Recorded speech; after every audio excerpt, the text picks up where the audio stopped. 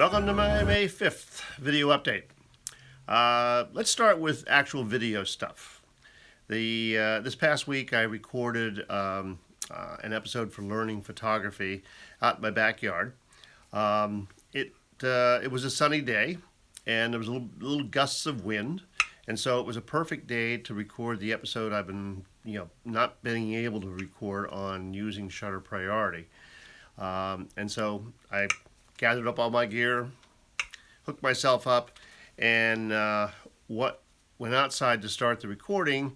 And as I started it, it was really a very clear day. It was actually almost too bright, and I expected it to stay that way because it didn't look as though there were many clouds in the sky. But maybe a couple minutes into recording the episode, a cloud moved over the sun and it got darker. And so my exposure was off, just as it had been in previous episodes when I did them outside. And I swore I wouldn't do this again, but I really have not been able to do this episode because I needed some wind for what I wanted to do.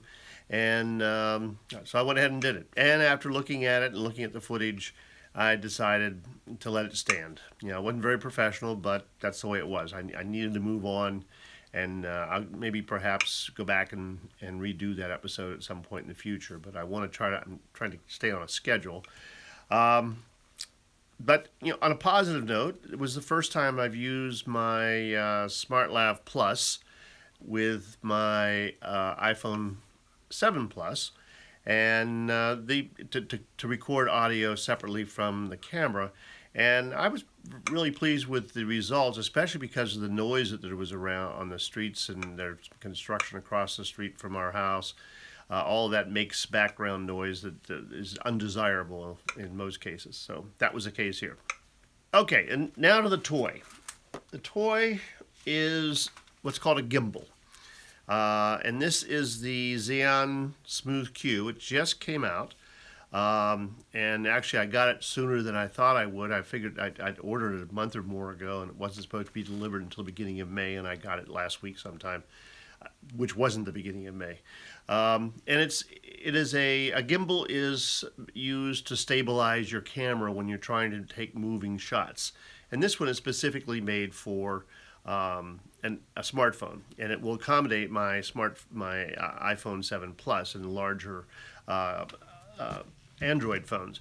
So since I'm using my iPhone to record this episode, I'm going to run some footage in here of a couple different things. The first thing you have to do with the Smooth Q or with any gimbal is put your camera in it and balance your camera as best you can while it's off, and then you turn it on. So in this footage that's coming up now, you'll see me doing that. I just kind of brushed over a lot of it, and then eventually the Smooth Q just starts up, and your smartphone is perfectly level. So let's take a look at that. It's in Smooth Q gimbal.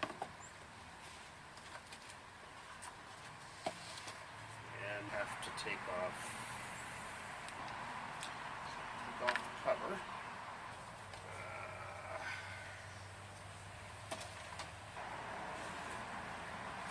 In just a little bit.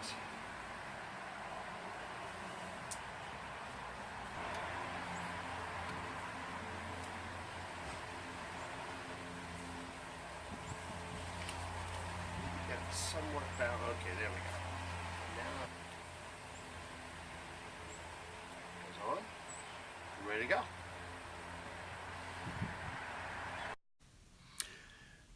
Okay, so I'm still getting the hang of doing that, as you can see. But let's take a look at some footage. The first footage that I took the day that I think I got it Saturday, or I think it was Saturday, and I took it. Got it all set up, and I did a couple back and forth I was sitting on our deck, and I got up and I kind of ran around in a circle through our yard, and so here's the footage from that. Now I'm running.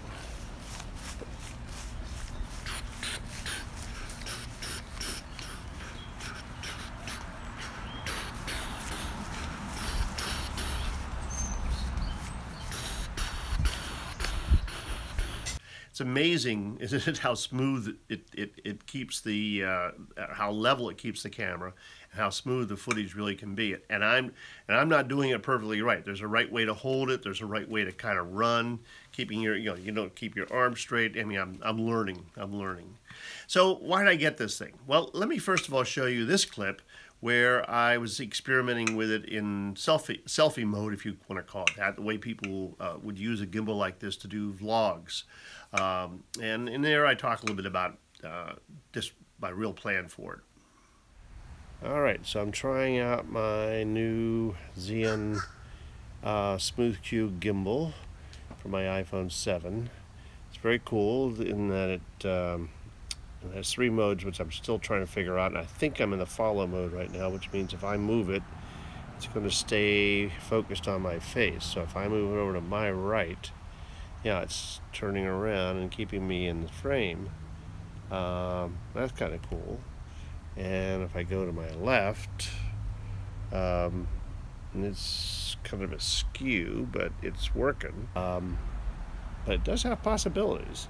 I got it mainly for taking shots of panning shots and shots. I'm not going to be doing much running, but when following someone, when I make these video stories videos, I thought this might be useful. And when I want to do product shots, along with my little dolly that I got, my little roller skate dolly. So this is just the test. So, as I said in that last clip, I'm hoping to be able to use this when I create my video story videos. To get smooth clips of following someone or walking or whatever it may be. One of the next movies I'm going to do or videos I'm going to do is on taking a walk, something I don't do enough of. And then also, I want to use it for, trying roundabout panning shots of equipment that I'm talking about in the main video. So that's it for a while though, because I don't have any more money, but that's okay. Now I've got to start using these things that I've purchased over the last month or so. I'm really getting interested in this whole mobile journalism, MoJo, and video journalism, as some people call it, VJ. It's really quite a movement, as I understand. There's a conference going on right now in Galway, the MoJo Con. It's the 3rd year of it, and like most conferences, it's growing and becoming more mature, and draws a number of notable speakers. So I've kind of been following that. But I'm interested in mainly, I'm certainly not going to be a journalist, as I've said before. I don't think I am. I'm interested in it from the standpoint of storytelling, because that's what journalism incorporates, is being able to tell a good story about a news event or about something. And so that's really what interests me right now, particularly in connection with these video stories. And speaking of storytelling, I do want to share a resource this week, and it is something I stumbled onto as I'm trying to do some research on this whole MoJo movement. And it's on YouTube. These were videos that were created by, I believe, a Canadian broadcasting station, and it's on a gentleman's named Peter Biesterfeldt.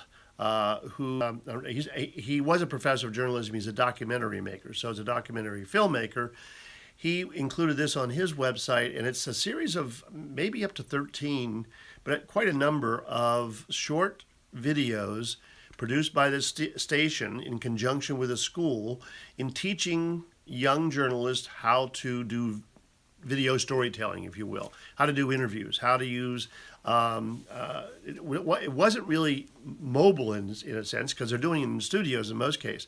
It's really more about telling a story.